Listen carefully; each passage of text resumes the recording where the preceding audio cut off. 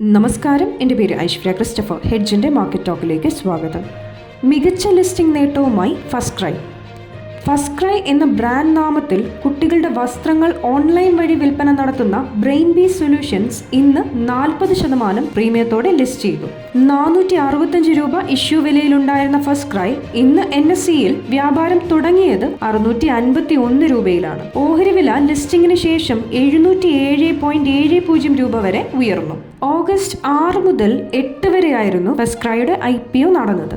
ഓഹരികളുടെ വിൽപ്പനയിലൂടെ 4193.73 കോടി രൂപയാണ് സമാഹരിച്ചത്.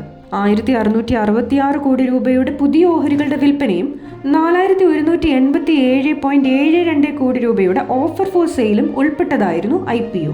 ബ്രെയിൻ ബീസ് ഡിസംബറിലാണ് ആദ്യമായി IPOയ്ക്ക് അനുമതി തേടി സെബിയെ സമീപിച്ചത്. എന്നാൽ കമ്പനിയുടെ സാമ്പത്തിക നില സംബന്ധിച്ച് കൂടുതൽ വ്യക്തത വരുത്തണമെന്ന് സെബി ആവശ്യപ്പെട്ടതിനെ തുടർന്ന് ആദ്യത്തെ അപേക്ഷ പിൻവലിക്കുകയും പുതുക്കിയ ഡ്രാഫ്റ്റ് നൽകുകയും ചെയ്തു.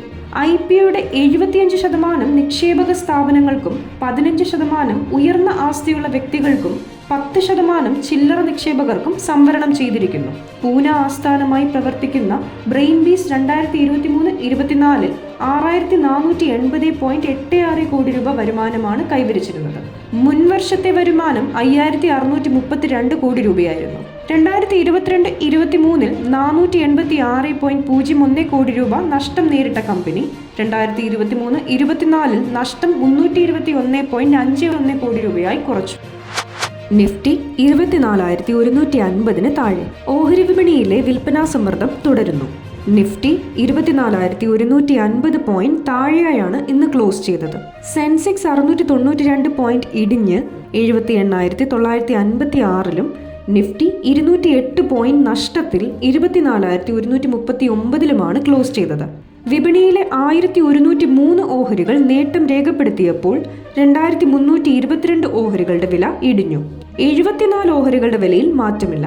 Titan company, Apollo hospitals, doctor Reddy's lab, Tata consumer products, HCL technologies എന്നിവയാണ് നിഫ്റ്റിയിൽ ഏറ്റവും ഉയർന്ന നേട്ടം രേഖപ്പെടുത്തിയ ഓഹരികൾ. Shriram finance, BPCL, HDFC life, HDFC bank, Bajaj finance എന്നിവയാണ് കൂടുതൽ നഷ്ടം നേരിട്ട നിഫ്റ്റി ഓഹരികൾ. എല്ലാ മേഖലാ സൂചികകളും നഷ്ടം നേരിട്ടു. Bank, power, oil and gas, metal, media, telecom സൂചികകൾ 1% വീതം ഇടിഞ്ഞു. BSE mid cap small cap സൂചികകൾ 1% വീതം നഷ്ടത്തോടെ ക്ലോസ് ചെയ്തു.